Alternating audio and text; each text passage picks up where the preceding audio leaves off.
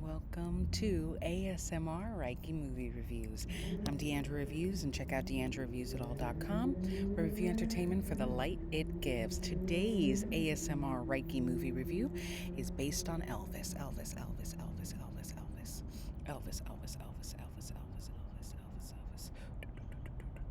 The King of Rock and Roll, and it is directed by Baz Luhrmann, who directed Moulin Rouge, my favorite, most romantic film, Romeo and Juliet. If there's one thing that you really feel from the beginning of this film, it's that, like, this is a Baz Luhrmann epic. Like, he just has this way of making everything look like really like a spectacle, not just spectacular, like a spectacle. It's so bombarding and all these feelings and emotions and images and noises and sounds and music. It's just like a full sensory experience, which is why I am wanding you currently with this 7-chakra wand. And one thing that I feel about life, and one thing that you will feel in Elvis, is that I think the idea of living your life is really bombarding. You know, the idea of living your life to the fullest, the way you want, the way you define, the way you dream, especially if it's a childhood dream, can feel like so much inherent pressure, because it's the idea that the dream holds your happiness, and not just your happiness, but your safety. So I'm just gonna, oh, that feels so good. You just feel the power of like that cleansing, that clearing. And that was something that I really felt Elvis had, like, for however flashy and splashy this film is, because it makes Elvis' life feel like a comic book, and you're just turning the pages. It even looks like a comic book in certain scenes. There were moments where I just felt like he just didn't know, he didn't have quiet, and he didn't have safety. And part of his eagerness to become this living legend and this icon, especially from a young age, was that when you're a kid facing adult issues, you don't feel like a kid anymore, but you don't feel like an adult. It's like, and that becomes a real problem when you actually become an adult, because there's a part of you that still is the kid.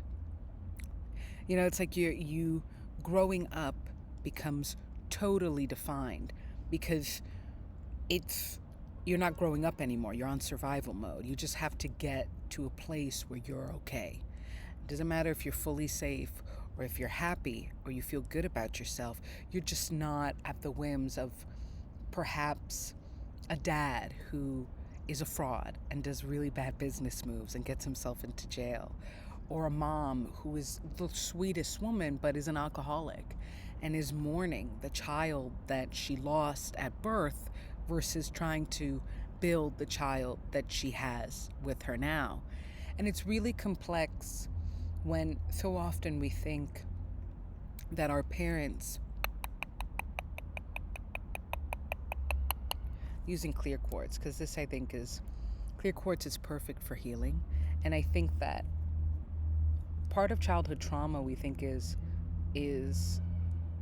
it varies, and it has varying degrees, and it has varying effects, and even approaches. And I think so often we think of childhood trauma as like beating somebody and verbal abuse, which are absolutely horrendous.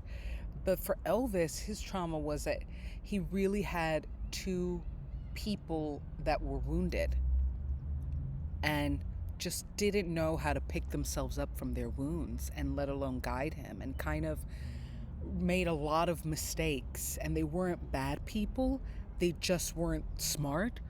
They weren't the strongest for him. And for a child, you need to be smart, you need to be strong, you need to survive, you need to live, you need to teach them how to feel good. And if you don't, then what's the point? And I felt really, really sad for him. Austin Butler's, something flew at me. Austin Butler's performance is just so good. He's so good as Elvis. And the irony is that he makes Elvis feel like the smallest aspect of the film, because the film, it really is like, you're like, whoa, I'm seeing things and I'm hearing things and it's all over. And we're in another scene. When did we get to this scene? My God. And it's, at first it feels like a lot, and then you get used to it, and then you actually appreciate the fact that it's so much. And now that I'm talking about Austin Butler's performance, I'm going to use my Sacred Heart. I love this Sacred Heart. I got it at San Miguel de Allende, and it is to clear people's heart chakra, to clear their feelings that are blocking them, because so often it's our negative thoughts and the negativity we feel towards ourselves and towards our life and the things that happened to us and are happening to us, that doesn't allow us to kind of move on and move forward and even think we could do those things. It's this constant entrapment in our pain. And I think for Elvis, he was so poor, which is why he was in a black neighborhood. He was raised in black culture because he was so poor. And the movie doesn't evade that. It doesn't evade the fact that he was clearly an influenced by black artists. And he, the radio says he combines white country with black R&B. And I think that by being a bridge into those worlds, when you're such a damaged person, it's even more endangering. It's not just that he got arrested and drafted, and there was this kind of weird, we love him and we hate him from the white community because of white supremacists, and this feeling of he's connecting us to a world that we're really trying to eradicate, to erase. And one thing that I think that Austin Butler's performance did was that it's really dangerous and scary. And it's a testament to how powerful Elvis was as a human being, but it's also a testament to, if you're not okay with yourself, all that power means nothing. All that power becomes a danger to you, because it opens you up to people that are serpents, like Colonel Tom Parker, played by Tom Hanks, who's a very weird character for Tom Hanks, in part because he's so, he's very evil and vitriolic, and they did a lot of prosthetics, so it's Tom Hanks, but you also are like, this is Colonel Tom Parker, and I don't know how to feel about it. It's definitely not my favorite Tom Hanks role because it's so evil, but he does a great job. But I think that one of the things that the movie made clear was, for however legend he was, living legend, iconic he became, how powerful he was in bridging worlds and bridging people and uniting them under his music, because he felt so bad with himself, so bad over his childhood, so needy. My God, was he needy. He was so needy. And it broke my heart, because I think that anybody who suffered from childhood trauma or has suffered just from a really bad toxic relationship, it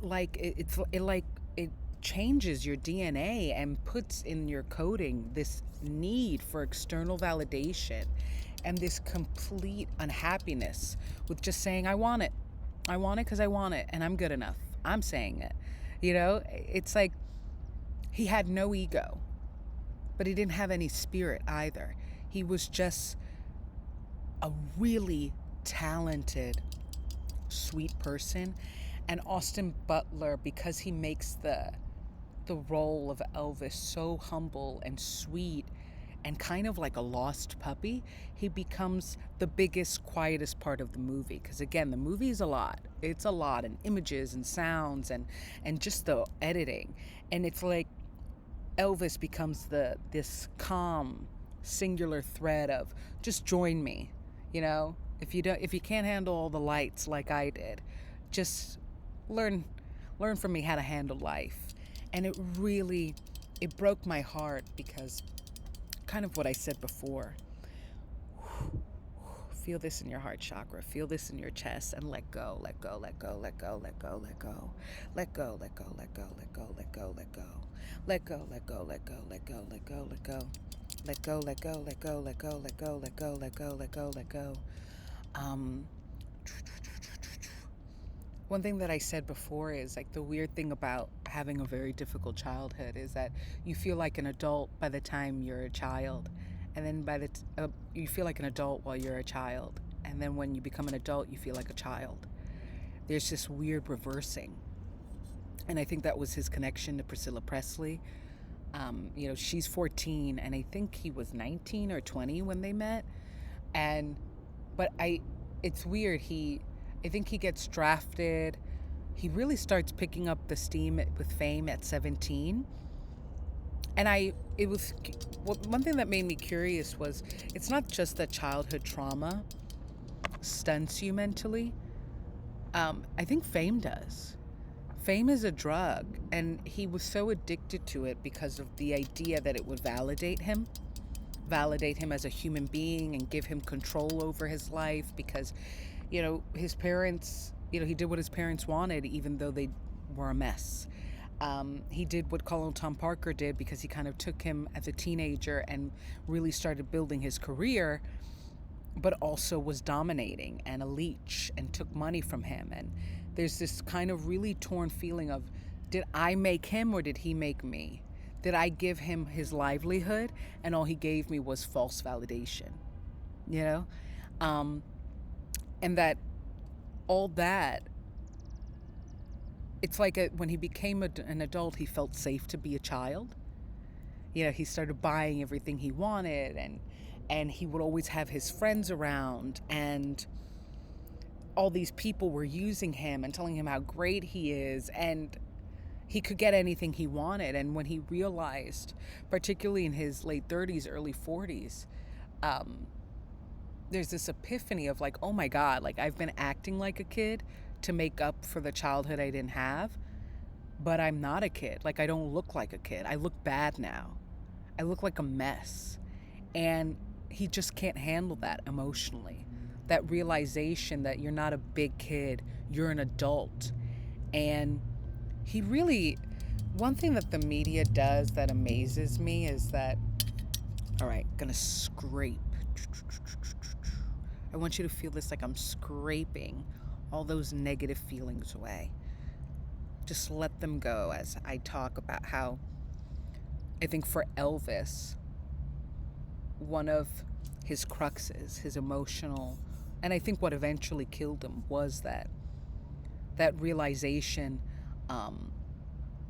that he was old and messy, exactly like his parents were.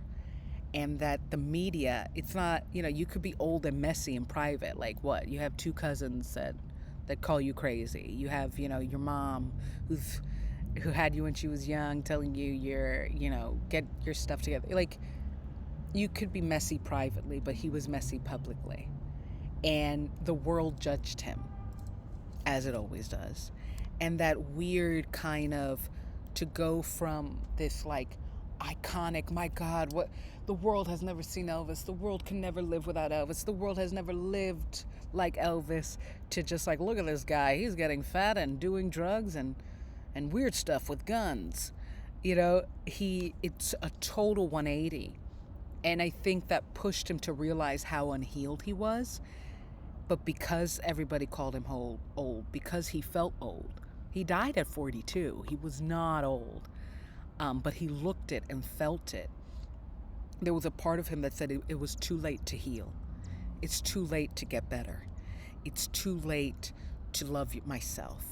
I should have done that when I was young. I should have figured that out when I was young, And it's like, I don't know when you're supposed to realize and actually love yourself. I don't know when you're supposed to see and actually heal all these wounds that you didn't think you had, or you never knew you had, or maybe you did, but you thought if I avoid them or if I accomplish my dreams, that will help me feel better. And it's so Heal, heal, heal, heal, heal, heal, heal. Heal, heal, heal, heal, heal, heal, heal.